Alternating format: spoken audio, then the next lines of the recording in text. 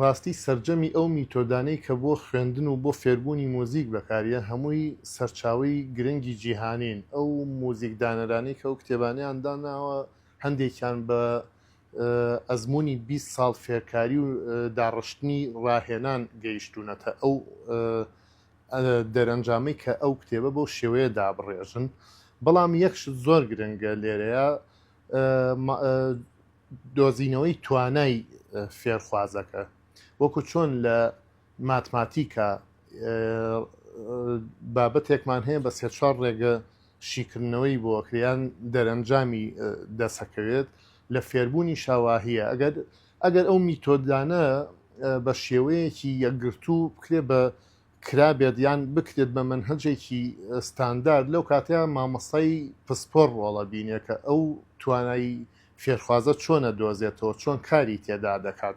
بەڵام خۆی لە بەدەر لەوە لە ناوچەی ئێمەیە یاخود بەبێ سیستەمێکی یەکگرتووی خوێندنی ئامێرێکی مۆزیگە و کتێبانە ئەبێت بە شێوەیەکی ڕەنگاڵەیی سوودی لێوە بگیرێ. یعنی ڕەنگە فێرخوازێک پێویست نەکا کتێبێک لە سەرەتاوە تا تەمرینی بەردەوام بێ، مامەسا بێ بە پێی تواناکەی خۆی کتێبەکەی بۆ بگۆڕێ، یاخود پارچەیەکی کەی بۆ هەڵبژێرێ، یاخود ئێمە نابێت لە زانستگە و ناوەندەکانی خوێندن تاکە کتێبێک دابنین بۆ هەموو جۆرە فێرخوازێک.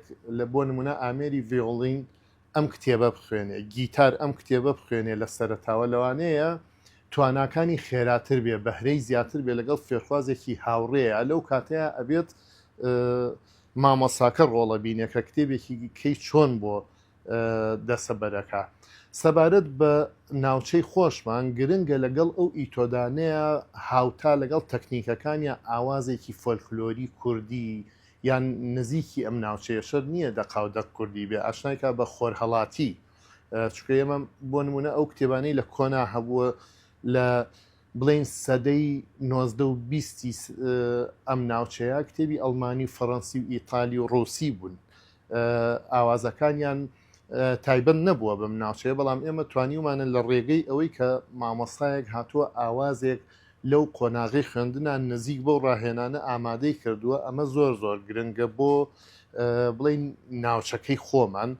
دوجار ئێمەشەگەینە ئەوەی کە چۆنی ئەو ئیتۆدە جیهانیانە کە ستانداردن بۆ خوێندنی سەرجەم جیهان بەکارێهێنرێن لەگەڵ ناوچەکەی خۆمانە بیگونجێنین. ئەوەشمان بیر نەچێ هەندێک کتێب هەن بوونەتە سەرچاوی و بنچینەیەکی زانستی. بۆ نمونە کتێبێک وەکو چۆن ئەڵین کتێبی هانون لە پیانۆیە، زۆرینەی ئەوانەی کە لە پیانۆیە گەشاکەن ئەبێت لە تەکنیکە ئەویان خوێندبێت، یعنی وەکو سەرچاوەیەکی گەورە و باوەڕپێکراوی لێ هاتووە. هەندێک کتێب ئاواهین، هەندێک کتێبیش دوایی فێرخواز کە پێشەکەی خۆی بە دوادات چوونی بۆ کات و گرنگە بۆ پێشخستنی تواناکانی.